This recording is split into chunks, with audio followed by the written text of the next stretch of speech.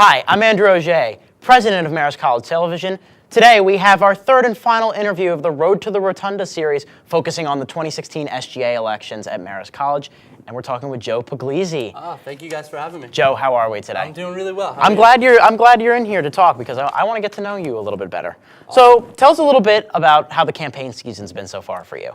It's been pretty hectic. We are going up against two incredibly popular people.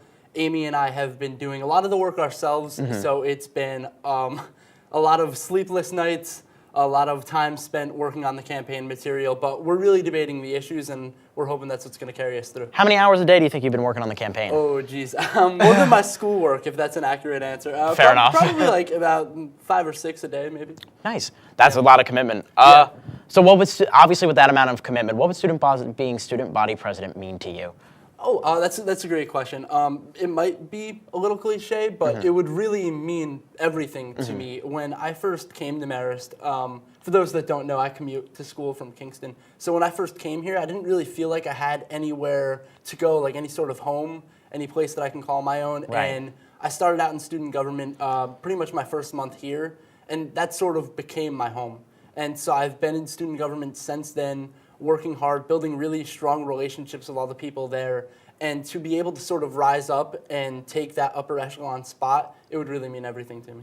What have been your role in student government the last few years? So for the past 2 years, I've been the Vice President of Academic Affairs. So I work with Dr. Wormuth, who's the Vice President of Academic Affairs for the college, and I sit on the Academic Affairs Committee and advocate for any academic changes that the students want to see on campus, and also any academic changes that are coming through from the administration. So like voting for new minors, voting for major changes, all the stuff like that would come through us. Okay, so you're like a really important liaison between the students and the faculty. You could say that, yeah. So being a commuter, what do you think you bring to the table that maybe some of your the other candidates don't? Yeah, this year seems to be all about inclusion. All three sides are talking about including more students and making it more diverse. And I think being a commuter, it really allows me to advocate for that sector of the population that doesn't necessarily get all the spotlight that it should get. Right. I know it's all about multicultural affairs. It's all about getting resident students involved.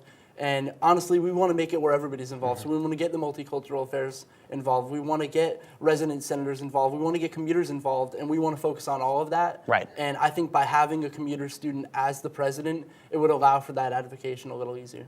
Right, that's an interesting perspective. And what do you feel are some of the main issues that need to be addressed? What else has to be addressed, and how would you address them? This is my favorite question. So, as I said, I spent the past 2 years working in academics. So, a lot of the big infrastructure issues that are facing our school, we've already been working on. So, registration is easily one of the biggest problems we have on campus. And what major are you? I am a broadcast journalism major. Broadcast journalism. Okay, so I know in our media communications classes, 54% of them are currently being overridden into. 96% of our economics classes are being overridden into. 75% of our business classes, 52% of our comm, 54% of our fashion. And I've gone through every field of study that we have at Marist. We have a 12-page proposal that has been written up. It has the approval from the 2 largest faculty committees on campus, and it seeks to directly attack the registration problem that we're facing and sort of make that a little bit easier for our students, because we shouldn't be struggling to register for our classes. Students shouldn't have to worry about whether they're going to be full-time this year, whether they're going to be able to live on campus, if they're going to take enough classes for that. Students shouldn't be worrying about that, and that's what we want to do. We have so much to worry about already, exactly. Right?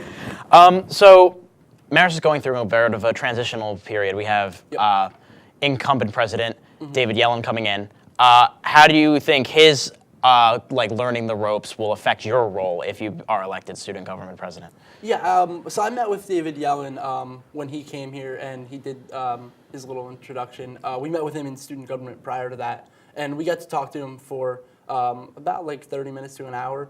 And you could tell he has a nice vision for the school. Just the fact alone that he is coming from a law school and I am pre-law. Right. Like, I can already see we're going to have some stuff to talk about, so that'll be pretty nice. But in regards to his vision for the school, I think there's definitely some things he wants to change, and that's why Amy and I think we'd be perfect for that role, because it's a new set of eyes with a new set of ideas that can help tell him exactly where the students' concerns are. Speaking of Amy Mike Schock, your vice president. Yep. What does she bring to the table that your campaign needs? She brings something that is so essential. Student government has had this view for quite some time now with a large portion of the population that it's not really as effective as it should be, that students get in these top positions to take photos with top administrators and go to fancy dinners and whatnot, and it's just like this whole elitist vibe that, you know, honestly, you're probably going to get in any form of government. Right. But what Amy brings to the table is she started out in student government 2 years ago when I was in the Vice President of Academic Affairs spot for the first year, under the Student Academic Council, which is the board that I run. Right. And she did it for a year, then she went abroad, and when we asked her to come back, she didn't really want to do it, and when I asked her to be my running mate at first, she declined too, because she doesn't like this whole vibe that SGA has. She doesn't like that it's not as effective as it could be. Right. And eventually I was able to tell her the only way you're going to be able to change that is by getting in that spot yourself and making it effective. So she brings a set of eyes that are the portion of the population that feel that SGA isn't effective, and in turn, that's going to be how we make it more effective.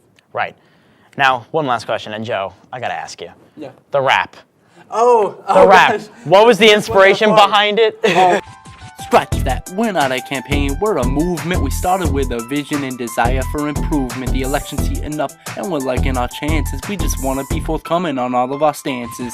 We hear the concern of the Red Fox Nation. That's why our first order of business is to fix registration. We're the only candidates who have a policy solution. So you know we're fresh, we're not political pollution.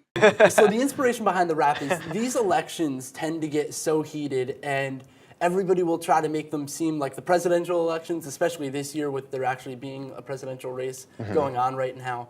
And we wanted to lighten the mood a little bit. And we wanted to show that even though these elections are serious and that you're choosing the next leaders in a pivotal year for our school, that we could still be lighthearted, that we're all students, and that sometimes we just need to have fun with some things. You were spitting some bars there, too. I tried, yeah. Yeah. It used to be a hobby of mine. I kind of You freestyle? I brought it back. What's your rap name, if you have one? Oh gosh, J Money. I don't know. I don't have one, but we'll go with that. Well, J Money, thank you for your time. It was a pleasure talking to you. This has a been pleasure for you guys having me. Andrew Auger, Road to the Rotunda series, Marist College Television.